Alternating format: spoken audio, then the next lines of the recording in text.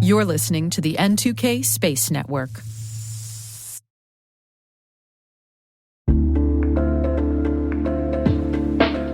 And now, a word from our sponsor, SpyCloud, the cybercrime analytics leader. SpyCloud disrupts cybercrime by telling you what criminals know about your business and your customers, so you can take action to prevent ransomware, session hijacking, account takeover, and online fraud. SpyCloud constantly recaptures and analyzes new data from the criminal underground, including credentials, session cookies, and PII siphoned from malware-infected devices. With knowledge of the specific exposed data criminals have in hand from InfoStealer malware on managed and unmanaged devices, security teams can respond with a more efficient and effective process called post-infection remediation that fits seamlessly into existing incident response frameworks. Get SpyCloud's post-infection remediation guide outlining the 7 steps for preventing a malware infection from becoming a full-blown ransomware incident. Visit spycloud.com/cyberwire. That's spycloud.com/cyberwire. And we thank SpyCloud for sponsoring our show.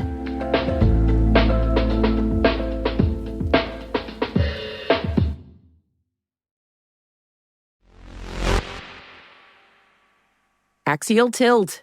It's the reason for the seasons, and today it's also the winter solstice. I know I'm looking forward to later sunrises after today, because where I am anyway, the sun is setting tonight at 4:15 p.m. Ugh. For all our Northern Hemisphere listeners, warm wishes on this shortest day and longest night of the year. At least it gets better from here.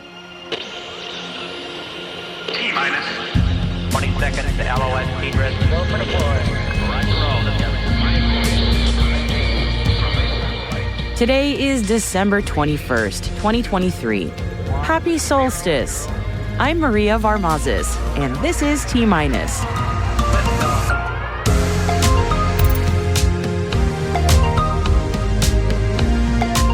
Galaxy Power Aerospace has successfully raised about $154 million in new funding. The U.S. Vice President announces a new international space collaboration effort. Firefly sets a new mission date of December 22nd for their Alpha rocket launch. And our guest today is space lawyer and science fiction author Laura Montgomery. Stay with us for her chat with Alice in the second part of the show.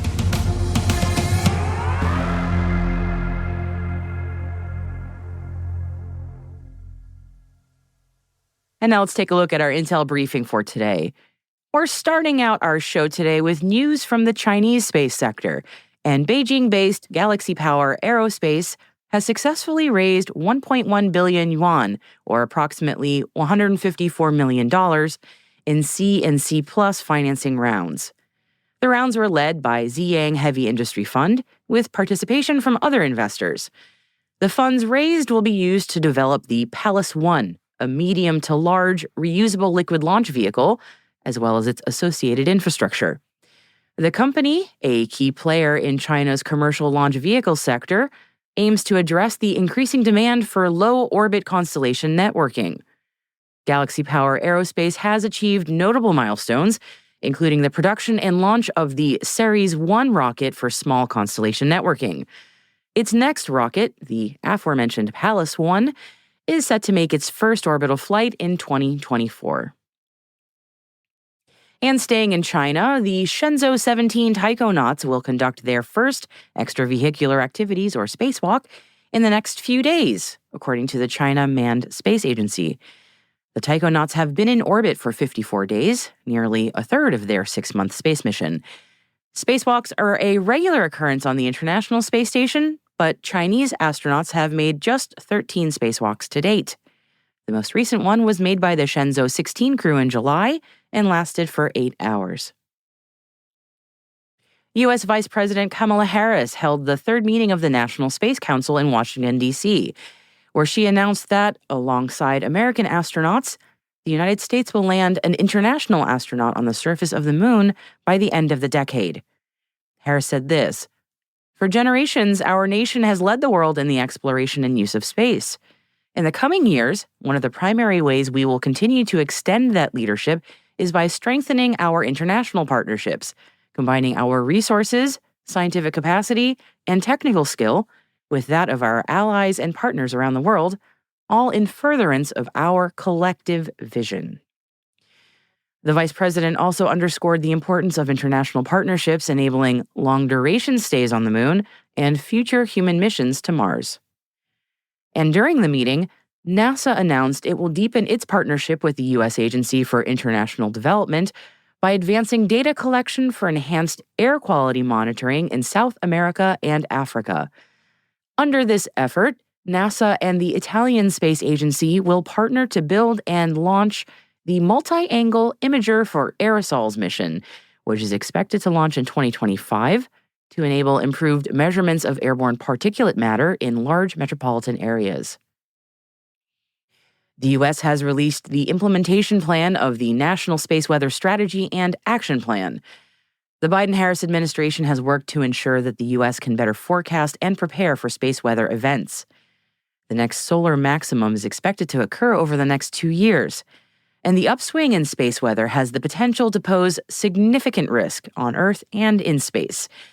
The plan identifies 3 policy objectives and supporting activities in space weather observations, research, and forecasting.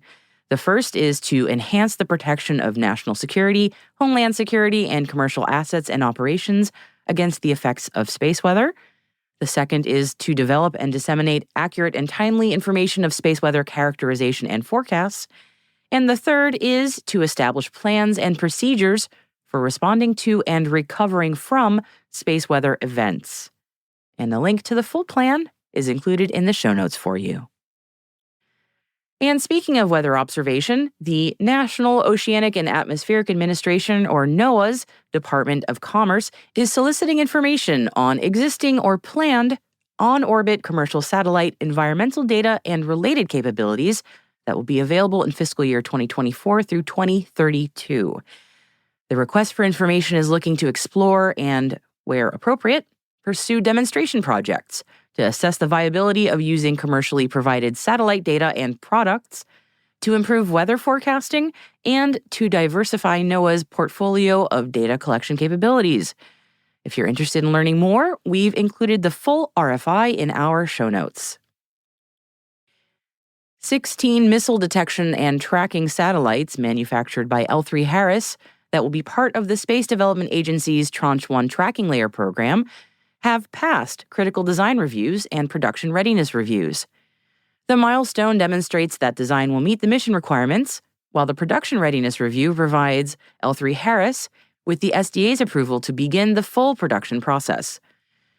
These major milestones move the program closer to achieving the SDA's proliferated warfighter space architecture in low Earth orbit. L3 Harris was awarded a $193.5 million deal in January 2021 to develop satellites for the system to provide global indications, warning, tracking, and targeting of advanced missile threats, including hypersonic missile systems.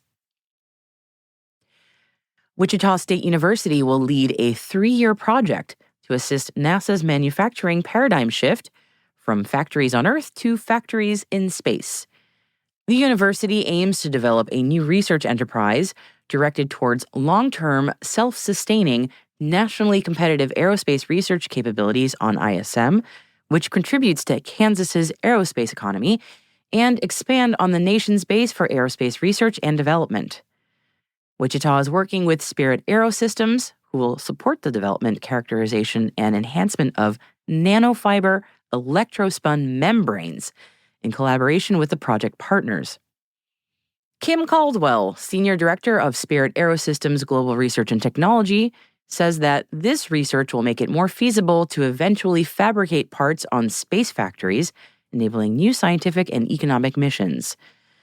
The physics-informed, AI-enabled smart electrospinning of nanofiber membranes towards in-space manufacturing is funded by a NASA grant of $750,000.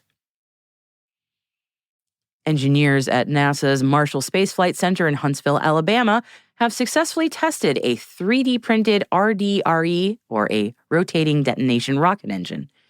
The static fire lasted for 251 seconds, just over 4 minutes, producing more than 5,800 pounds of thrust.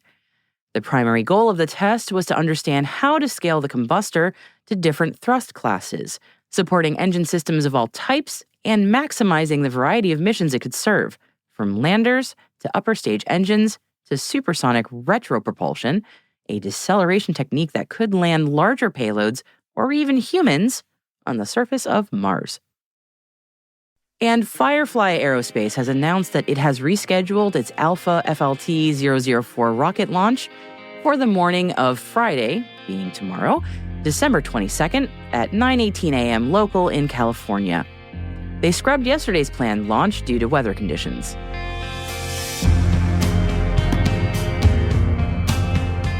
And that concludes our intelligence briefing for today. Our last briefing of the year will be tomorrow before our team takes a much-needed break over the holidays.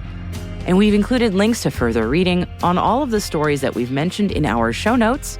And we've added a piece on the satellite-directed device market and one on the ISS National Labs write-up on the major milestones achieved in 2023.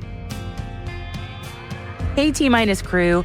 If your business is looking to grow your voice in the industry, expand the reach of your thought leadership, or recruit talent, T-Minus can help. We'd love to hear from you. Just send us an email at space@n2k.com or send us a note through our website so we can connect about building a program to meet your goals.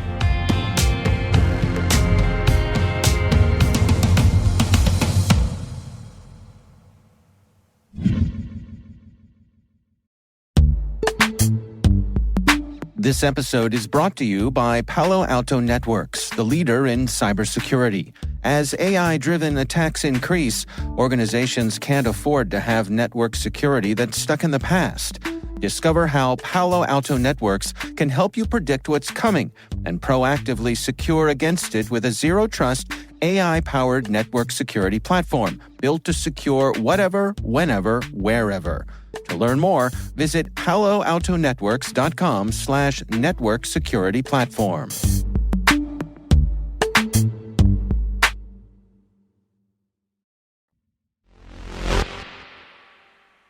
Our guest today is space lawyer and science fiction author Laura Montgomery. Now, Laura spent 20 years with the Federal Aviation Administration in the Office of the Chief Counsel, where she supported the Space Office and helped draft regulations and legislative proposals. And Laura spoke with our producer, Alice Carruth, about her work in space law and how that influences her science fiction writing. I practice space law. I have a few clients. I help launch operators with their FAA licensing issues. And I've done some testifying to Congress on policy questions and interpretations of the outer space treaties. But I left the FAA about 7 years ago now, and I started writing very seriously. I'd been writing before I left, but now I spend a lot more time on the science fiction too.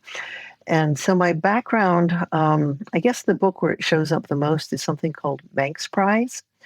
When I started working on it, I was working on orbital debris issues with the FAA.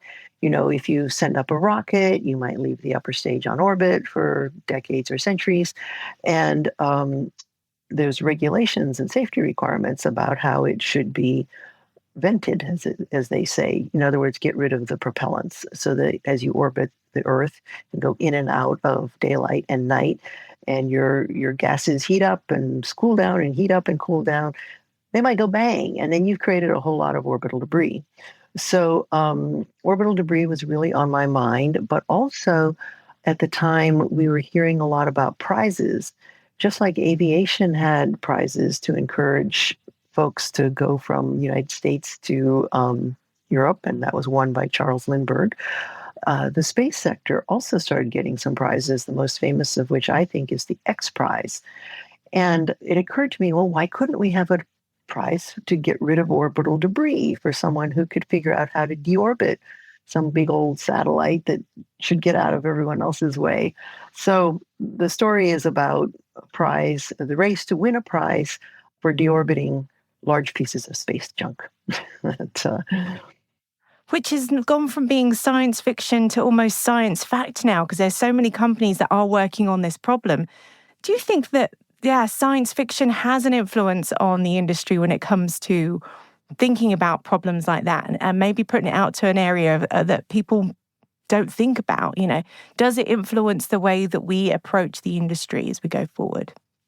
well, I think in a very broad sense, science fiction influences a lot of people who are in the industry, and that many of us grew up reading it. I certainly did. So I think that we do see some of that. I was a big fan of Robert Heinlein, and some of his books are really good at explaining physics. So I learned a lot from them as a kid, and it can help you later, especially if you are, as I am, a philosophy major and a lawyer, so not a STEM person. But you can learn things, and lawyers are supposed to learn all about their clients. So, I've been working on that. I think there's a lot that could be said about the art community and the influence it can have on space. You just have to look at Star Trek for a perfect example of how science fiction has really influenced science reality. What areas do you think that we need to be covering really and putting to the forefront of things like storytelling and are really showing off to the industry where they should be thinking about next? Oh, goodness. You mean this is for science fiction writers to help influence the industry? Yeah. Well, I think one of my favorite topics these days is terraforming.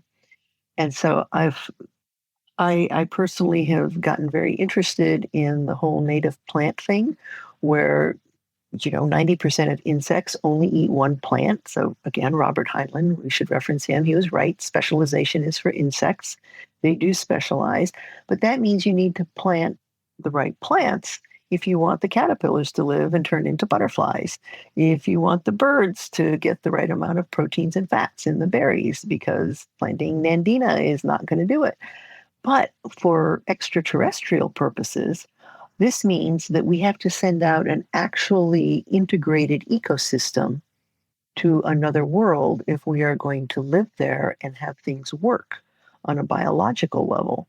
So I'm very interested in the whole notion of, terraforming by setting up big screens and creating all sorts of technical things. But I'm also interested in the biology of it. So I write my space opera has a lot of terraforming thinking in it, with people stealing terraceiters, etc., so that they can survive on alien worlds. So I think terraforming should be at the forefront of everyone's mind. Do you feel any influence, given the fact that you are a space law expert, when it comes to your science fiction? Do you think you feel like you're influenced to have to push some of this idea forming into your narratives? I'm just telling stories, but storytellers tell stories based on their own experience and things they know. So one of my stories that appeared in the Ross 248 anthology this year, which is a great collection of short stories based on a shared timeline where humanity goes to a new solar system with its AI children. And one of the stories is about finding an alien artifact. So I did actually incorporate a whole bunch of legal research into that story, because they turned to the shipboard lawyer and said, can we go mess with that alien artifact? It's not ours. It may belong to some aliens. They don't seem to be around. And so he had a whole puzzle about whether to apply the law of salvage or the law of fines, because they're different for whether you're in the ocean or on land. And there's this notion that there's a current legal notion that all of outer space gets treated more like an ocean, or all is the same thing, without distinguishing between what some people call void space, vacuum, or being on a planet. So I had a lot of fun with that, because I have had lots of heated discussions about that topic.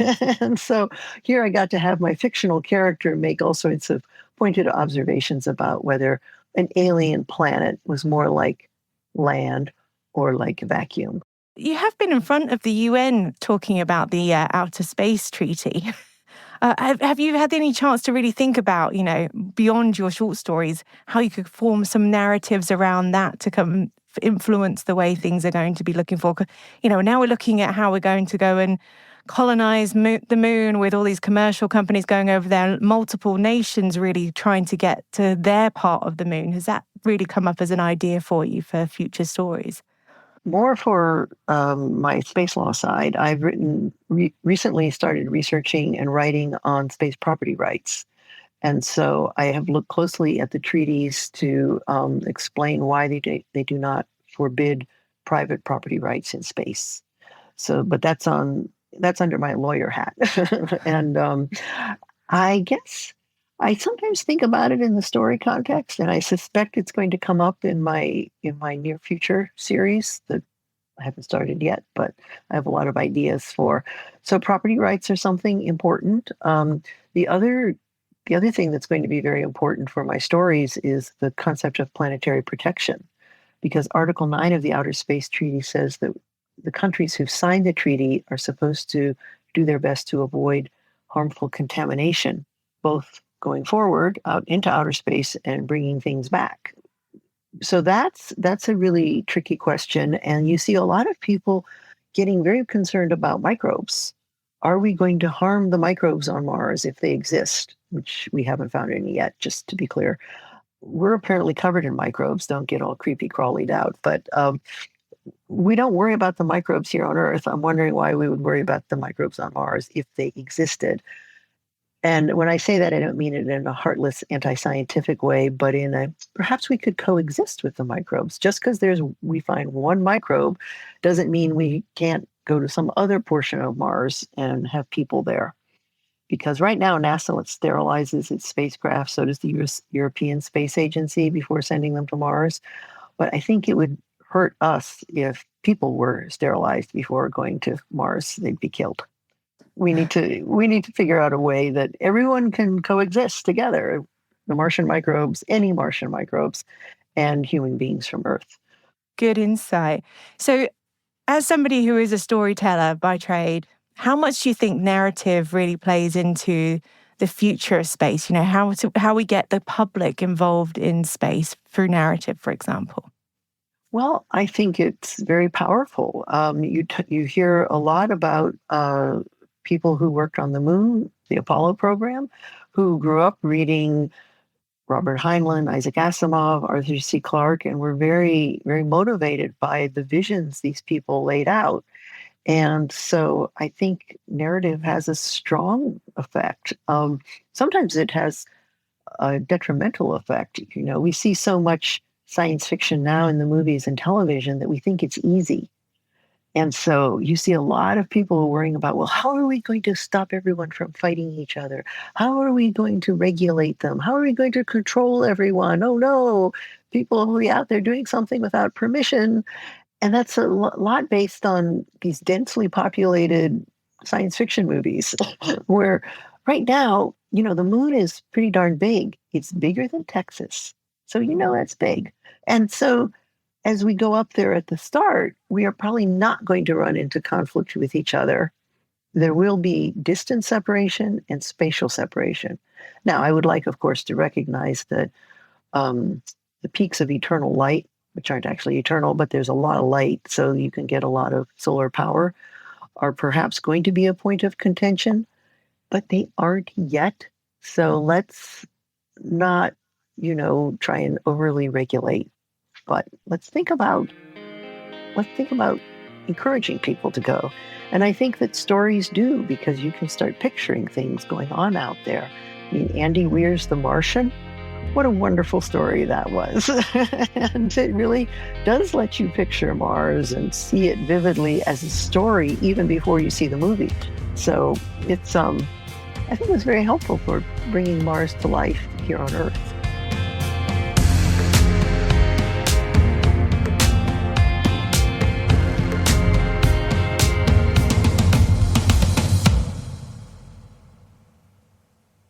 We'll be right back.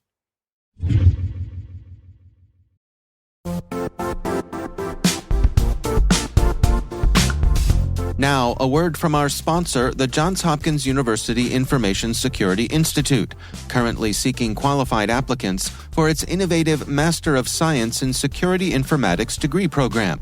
Study alongside world-class interdisciplinary experts and gain unparalleled educational, research, and professional experience in information security and assurance.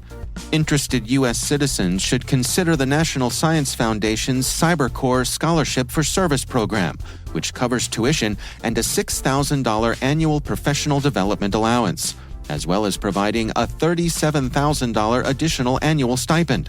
Apply for the scholarship and the fall semester by March 1st. Learn more at cs.jhu.edu/MSSI.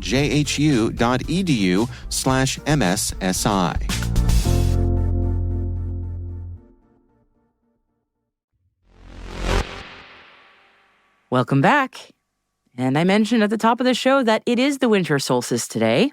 And space history buffs no doubt also know that today is the launch anniversary of Apollo 8, launched today in 1968.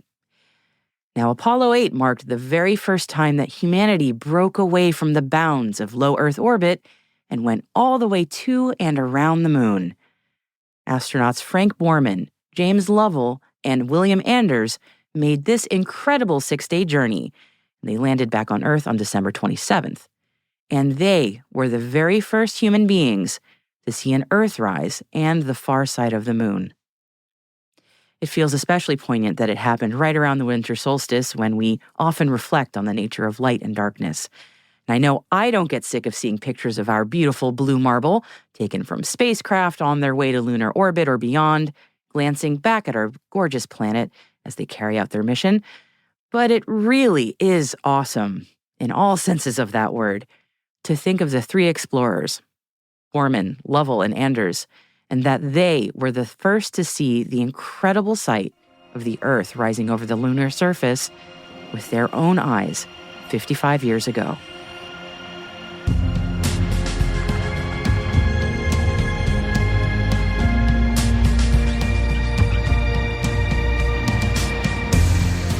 That's it for T-Minus for December 21st, 2023. For additional resources from today's report, check out our show notes at space.n2k.com.